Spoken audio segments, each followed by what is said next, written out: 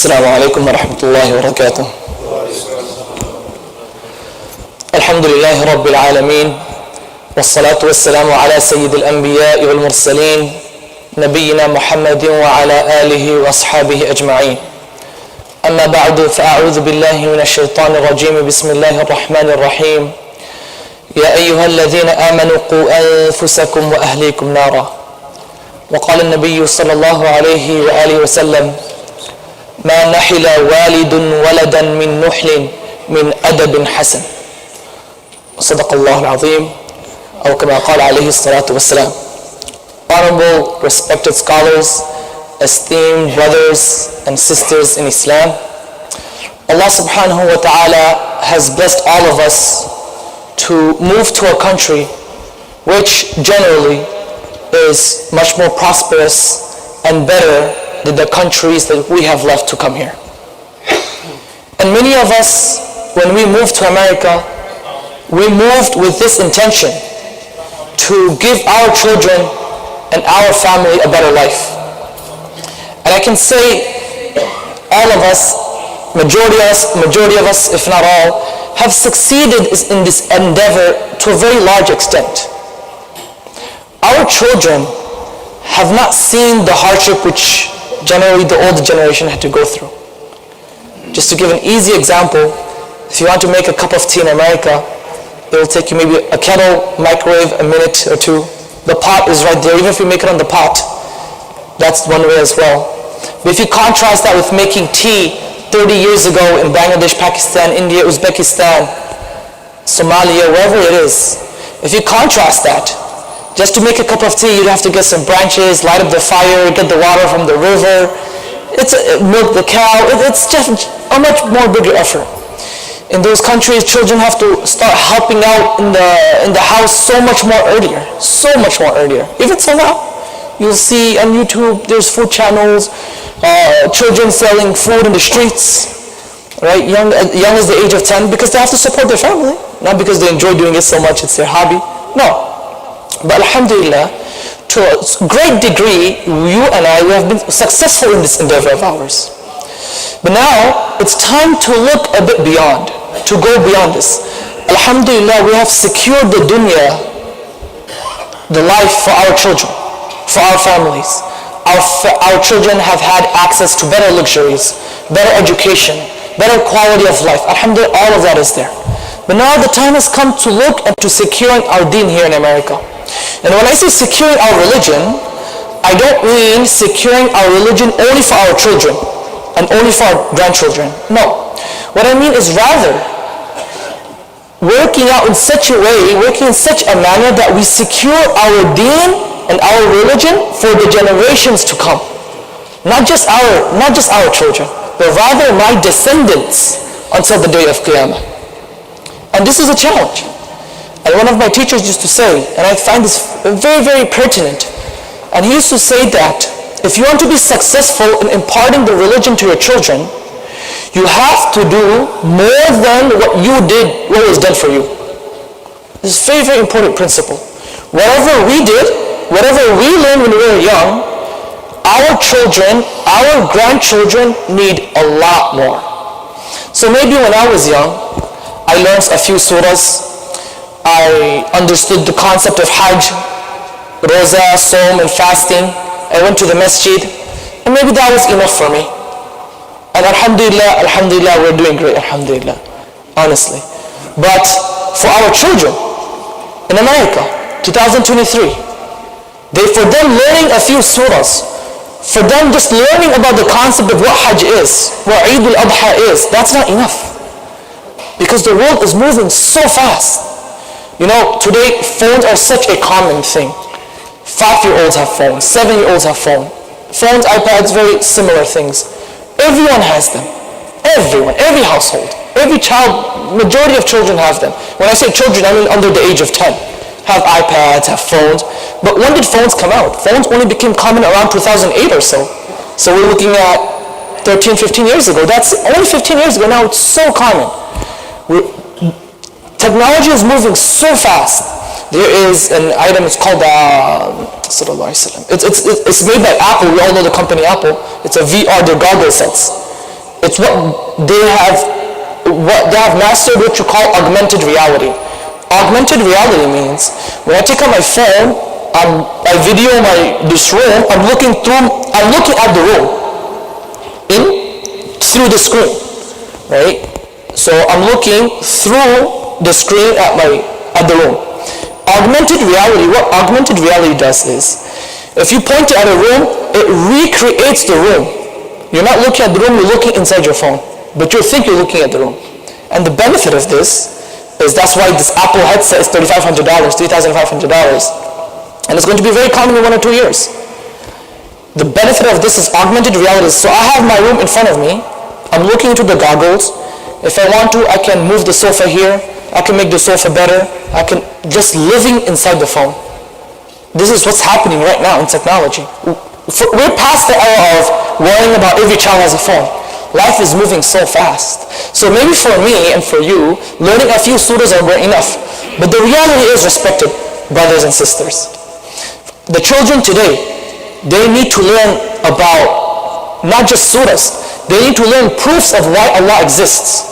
They need to learn proofs of why Quran is the word of Allah. They need to learn proofs. For us, we grew up with the love of Nabi sallallahu alayhi wa sallam. We grew up with it. It was just natural.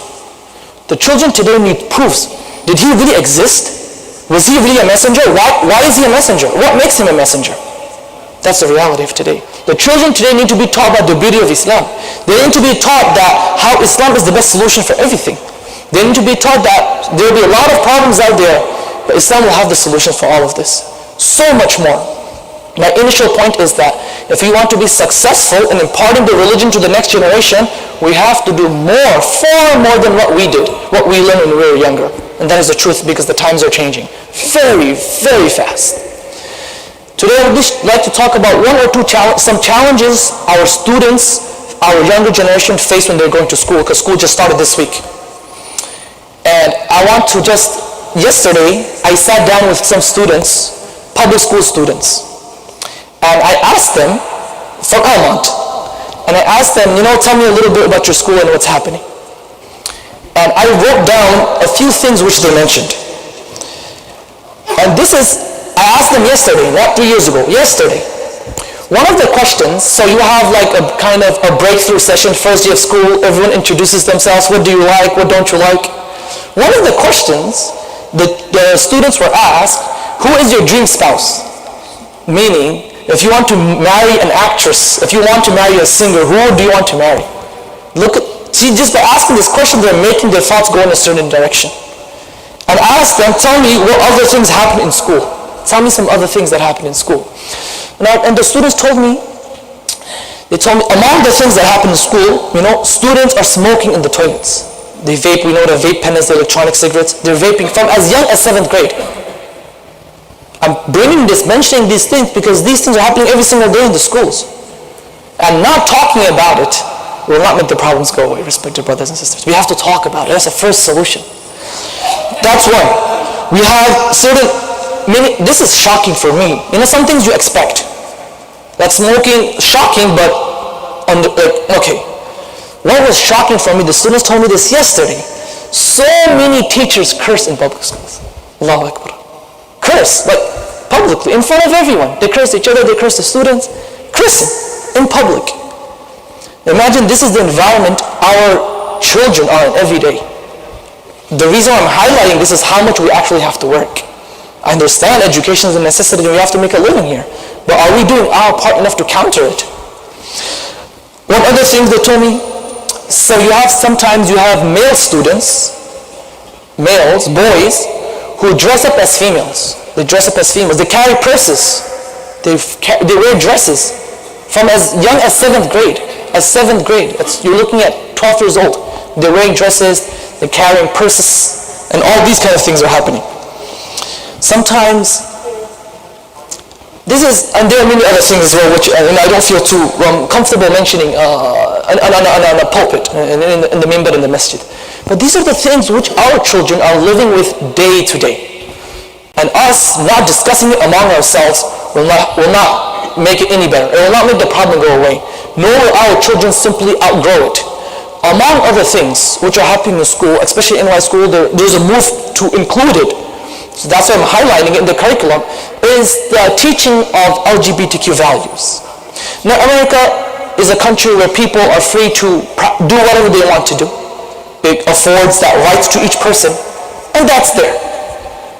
But the problem comes about is when children who are very young, a certain ideology or a certain way of thinking is forced down upon their throats.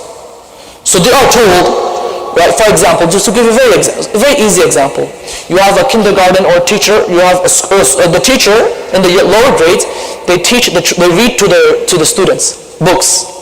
And in this book, remember the children are like 6 years old at this time. They read a book, and inside the book, there will be a child who will have 2 dads. He will have 2 moms. So they make this way of life, they normalize it for our children. They will ask the children, what do you think? Should people is it okay if people, no, love is love. Can't people do whatever they want to do? We all know June is the Pride Month.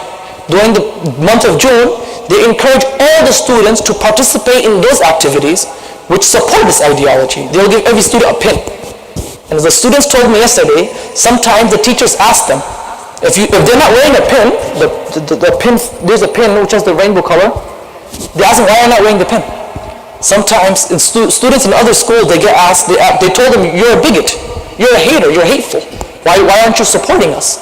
This is the reality, and our students sometimes they're a bit stuck. Okay, what do I do? Do I wear the pin? Do I participate? Just to give you another example, sometimes the school takes all the students to the hall, and they play some music, and they have a dance floor in the middle, and they encourage everyone to dance in the middle. Everyone. And sometimes you feel, our children are young. We teach them the correct values at home. Imagine what happens when they go to school. It's very embarrassing sometimes. Like, okay, am I going to be included? Am I not going to include myself? So time is up. There are many other things to discuss as well. So I would like to just start off with just working a few solutions, inshallah aziz.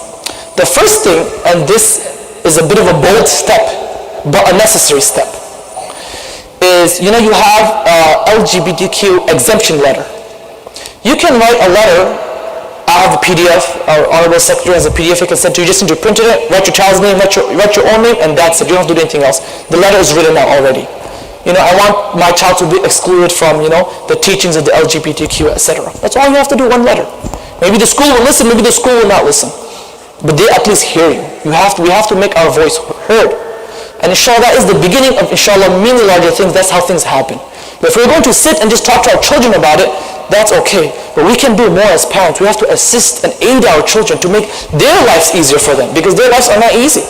We teach our daughters the values, modest values. And the first day of school, she has to, they make groups, she has to sit next to a boy, she has to talk to the boy, no choice. They forcefully take away the haya and the modesty. So the first step I would say is the exemption letter, the LGBT exemption letter, inshallah. We should all try to do this, inshallah. It will bring great benefit to the entire community, inshallah. Everyone is doing this. The religious people, the Christians, the Jews, they're all doing it. We have to also step up, inshallah. Secondly, we need to talk to our children, inshallah. If our daughter says, Baba, a boy was talking to me, don't, what happened? Don't get angry at your child. She's trying to talk to you. She's trying to tell you what's going on. Listen to her. Hear her out, support her, and give her advice and tell her how to handle her way in the situation. If our children are going to maktab, alhamdulillah, the after school program, try to make it valuable to them. Show them that you value their maktab. What did you learn today, son? You ask him what he learned, and try to help him practice at home.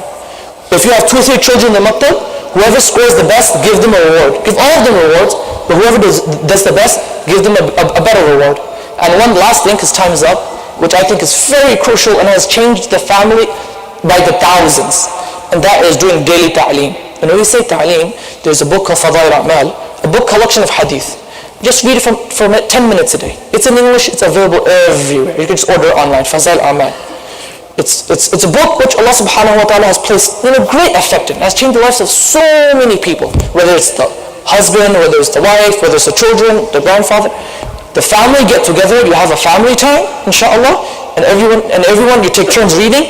10 10 minutes a day, inshallah al-aziz. Within 6 months or so, inshallah, they say families have changed so much, inshallah, with the barakah of Allah subhanahu wa ta'ala. One last thing is try to have a family time together, inshallah. Your child's connection with you should be very, very strong. And one easy way to do that is having family time, inshallah. That is, the easiest way to start family time is having meals together. At least one meal. Everyone should eat together. Everyone. We should not be hotels. We come in, take food, I'm going to take my food, go back to my room. No. Let us make it a home, not a hotel, inshallah. May Allah subhanahu wa ta'ala grant all of us the tawfiq to do what's necessary and inspire us to do what's right and what's correct, and to impart and protect our children from all the evils, all the trials and tribulations that are out there, and enable our children to grow as good, hardworking Muslims and good, wonderful humans. Ameen. Wa akhiru da'wana alhamdulillahi rabbil alameen. If I can request the brothers to come forward, inshallah, right before they pray the sunnahs. If we could come forward, inshallah, and fill up the gaps. If the brothers can move forward, inshallah, and fill up the gaps. Barakallahu feekum.